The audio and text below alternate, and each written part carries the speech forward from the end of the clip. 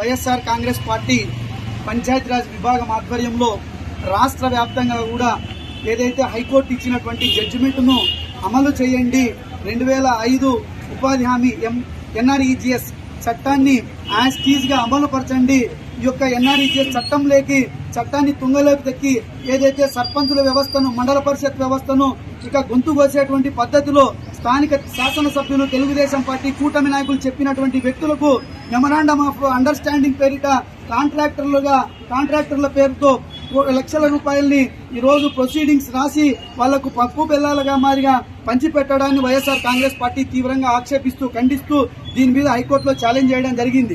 అయితే హైకోర్టు కూడా ఈ రోజు ఏదైతే ఎన్ఆర్ఈజీఎస్ చట్టాన్ని యాజ్ టీజ్ గా అమలు పరచండి, ఈ యొక్క కాంట్రాక్ట్ వ్యవస్థ అనేది ఈ యొక్క చట్టంలో లేదు అని చెప్పేసి 16 పేజీల జడ్జిమెంట్ ను చాలా డీటెయిల్డ్ గా ఇవ్వడం జరిగింది. దయచేసి ఇక తెలుగుదేశం పార్టీ యొక్క కూటమి ప్రభుత్వాన్ని ఈ రోజు సర్పంచులు, ఎంపీపీలు రాష్ట్ర వ్యాప్తంగా కూడా ఒక్కటే డిమాండ్ చేస్తున్నాము. వైఎస్ఆర్సీపీ పంచాయతీరాజ్ విభాగం తరఫున అయ్యా ఏదైతే గ్రామ సభల్లో తీర్మానం పెట్టి ఆ యొక్క తీర్మానాన్ని గ్రామ పంచాయతీ పాలకవర్గం ఆమోదించిన తర్వాత, మండల పరిషత్ ఆమోదించిన తర్వాతనే దాన్ని ఎగ్జిక్యూట్ చేయాలని చెప్పేసి కూడా ఈ సందర్భంగా మేము డిమాండ్ చేస్తున్నాం. చాలా చోట్ల తెలుగుదేశం పార్టీ కూటమి నాయకుల యొక్క కడుపు నింపడానికే ఈ యొక్క ఎన్ఆర్ఈజీఎస్ నిధులన్నిటి కూడా మళ్లిస్తున్నారని చెప్పి కూడా ఈ సందర్భంగా తెలియజేస్తున్నాం. ఈ యొక్క రాష్ట్రంలో దాదాపు 2,75,00,000 పని దినాల్ని ఈ రోజు రాష్ట్రంలో ఈ యొక్క కూటమి నేతలు కాంట్రాక్టర్లుగా అవతారం ఎక్కి ఈ రోజు దోచుకునేటువంటి ప్రయత్నంలో భాగంగా 2,79,00,000 పని దినాల్ని ఈ రాష్ట్రంలో ఉపాధి హామీ కూలీలు కోల్పోయినారు. రమారమి 700 కోట్ల రూపాయల నిధులు ఈ రోజు ఉపాధి హామీ కూలీల కడుపు నింపాల్సినటువంటి నిధులను తెలుగుదేశం పార్టీ కూటమి నాయకుల కడుపులు నింపుకునేటికి ఈ రోజు ఆ నిధులన్నింటినీ కూడా దారి మళ్లించారని చెప్పేసి కూడా ఈ రోజు వైఎస్ఆర్ కాంగ్రెస్ పార్టీ తరఫున రాష్ట్ర వ్యాప్తంగా కూడా పెద్ద ఎత్తున ఉద్యమాలు చేస్తూ ఈ రోజు ఏదైతే హైకోర్టు ఇచ్చినటువంటి జడ్జిమెంట్ ను కూడా యాజ్ టీజ్ అమలు చేయాలని చెప్పేసి కూడా ఈ సందర్భంగా అన్ని గ్రీవెన్స్ లో కూడా ఈ రోజు వైఎస్ఆర్ కాంగ్రెస్ పార్టీ ఇవ్వడం జరిగింది. అంతేకాకుండా ఈ రోజు పంచాయతీరాజ్ శాఖ మంత్రిగా కొనసాగుతున్నటువంటి పవన్ కళ్యాణ్ గతంలో నాకు హోంమంత్రి ఇచ్చినంటే నేను ఈ రాష్ట్రంలో నేనేందో చూపించేవాడిని చెప్పి చెప్పడం జరిగింది. అయ్యా ఈ రోజు రాష్ట్రంలో గ్రామీణ వ్యవస్థతో ముడిపడి ఈ రోజు అతిపెద్ద శాఖ అయినటువంటి పంచాయతీరాజ్ శాఖ మంత్రిగా ఉండి నువ్వు ఏం చేశావని చెప్పి ఈ సందర్భంగా నేను అడుగుతా ఉన్నా.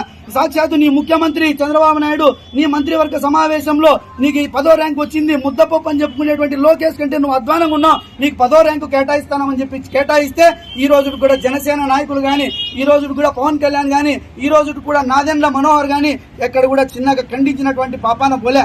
ఎందుకు పవన్ కళ్యాణ్ మీకు మీ పార్టీ నాయకులకు ఎందుకు నోరు తెగలేదని చెప్పి ఈ సందర్భంగా వైఎస్ఆర్ కాంగ్రెస్ పార్టీ తరఫున ప్రశ్నిస్తాను. అంటే నువ్వు చేతగాని అసమర్థుడు అని చెప్పి ఈ రోజు తెలుగుదేశం పార్టీ ముద్ర వేస్తే దాన్ని నువ్వు ఆమోదిస్తున్నావా? ఈ రోజు ప్రజలందరికీ కూడా చెప్పాల్సినటువంటి బాధ్యత నీ ముందుందని చెప్పి కూడా ఈ సందర్భంగా తెలియజేస్తాను. ఎందుకంటే నువ్వు రాష్ట్రంలో నంబర్ 2, ఈ ప్రభుత్వంలో నంబర్ 2 నేనే అని చెప్పి చెప్పుకునేటువంటి నీవు మరి దీని మీద ఎందుకు స్పందించడం లేదు అని చెప్పి ఈ సందర్భంగా ప్రశ్నిస్తా ఉన్నాం. ఈ రోజు గ్రామాలలో, ఈ రోజు మండలాలలో ఎక్కడైతే ఇదో న్యాయబద్ధంగా చట్టబద్ధంగా పనులు చేయండి అని చెప్పి మా సర్పంచులు, ఎంపీపీలు, జెడ్పీటీసీలు ఎక్కడైనా అడుగుతా ఉంటే వాళ్ళ ఇళ్ల మీదకి వెళ్లి భౌతిక దాడులకు పాల్పడతారా? అంటే దీని మీద అంటే ఈ రాష్ట్రంలో ఏ రకమైనటువంటి భయాందోళనను రేకెత్తించాలనేటువంటి దుష్ట ఆలోచనలు తెలుగుదేశం పార్టీ కూటమి ప్రభుత్వం తక్షణం మానుకోవాలని చెప్పేసి కూడా ఈ సందర్భంగా వైఎస్ఆర్ కాంగ్రెస్ పార్టీ తరఫున హెచ్చరిస్తూ ఈ రోజు గ్రీవెన్స్ లో అనంతపురం జిల్లా కలెక్టర్ లో కూడా కలెక్టర్ గారికి కలిసి ఈ రోజు విజ్ఞాపన పత్రం అందించడం జరిగిందని చెప్పేసి ఇది రాష్ట్ర వ్యాప్తంగా ఉన్నటువంటి 26 జిల్లాల్లో కూడా ఈ రోజు ఈ కార్యక్రమాన్ని పెద్ద ఎత్తున వైఎస్ఆర్సీపీ పంచాయతీరాజ్ విభాగం ఆధ్వర్యంలో దిగ్విజయంగా జరుగుతోందని చెప్పేసి కూడా ఈ సందర్భంగా తెలియజేస్తున్నాం. ప్రజా సమస్యల పరిష్కార వేదిక అని చెప్పి రాష్ట్ర వ్యాప్తంగా కూడా అట్టహాసంగా ఈ రోజు చేస్తున్నారు. ఏదైతే ఈ కార్యక్రమం మేము దాదాపు 11:40కు వచ్చినాం, 12:56కు కలెక్టర్ గారు, స్థానిక ఎమ్మెల్యే కాలువ శ్రీనివాసులు గారు బయటకు వస్తారు. అంటే కలెక్టర్ గారు ఈరోజు తెలుగుదేశం పార్టీ నాయకుల కనుసన్నుల్లో నేను వెదుగుతున్నానని ఈ జిల్లా ప్రజలకు చాటి చెప్పడానికా, లేకపోతే కాలువ శ్రీనివాసులు గారిని అడుగుతున్నా నేను చెప్పిందే కలెక్టర్ మేమేం చెప్తే మేము శాసనసభ్యులుగా మేమేం చెప్తే అదే వేదము చూడండి అని చెప్పి నా దర్బార్ అని చెప్పి చూపించుకోవడానిక దాదాపు యాంటీ రూమ్ లో గంటన్నర సేపు కూర్చున్నారు. ఈ రోజు ప్రజలు ఎక్కడెక్కడుంటో తిండి నిద్ర అన్ని మానుకొని ఈ రోజు వ్యయ ప్రయాసాలు కోర్చి ఇంత దూరం వస్తే ప్రజా సమస్యల వేదిక అనే దానికి అర్థం ఏముంది? కనీసం 10 గంటలకో 9కో 10:30కో స్టార్ట్ చేస్తే కనీసం 1 గంట వరకు కూడా నిలకడగా కూర్చొని అర్జీలు తీసుకునేటువంటి ఓపిక కూడా లేదా? ఇది ఏ రకమైనటువంటి సందేశం ఇవ్వడానికి? ఇది ప్రజా సమస్యల పరిష్కార వేదికను ప్రజా అపహాస్య ప్రజలను అపహాస్యం చేసేటువంటి వేదికగా దయచేసి మార్చొద్దండి. ఎందుకంటే జిల్లా కలెక్టర్ గా మీరు ఎంత సీరియస్ గా ఉంటే కింద అధికార యంత్రాంగం అంతా కూడా అంత సీరియస్ ఉంటుంది. కాబట్టి దయచేసి ఈరోజు ఐఏఎస్లు కావచ్చు, ఐపీఎస్లు కావచ్చు, వ్యవస్థల్ని దయచేసి దిగజార్చేటువంటి ప్రయత్నం చేయొద్దండి అని చెప్పి ఈరోజు మేము వాళ్ళకు విజ్ఞప్తి చేస్తా ఉన్నాం.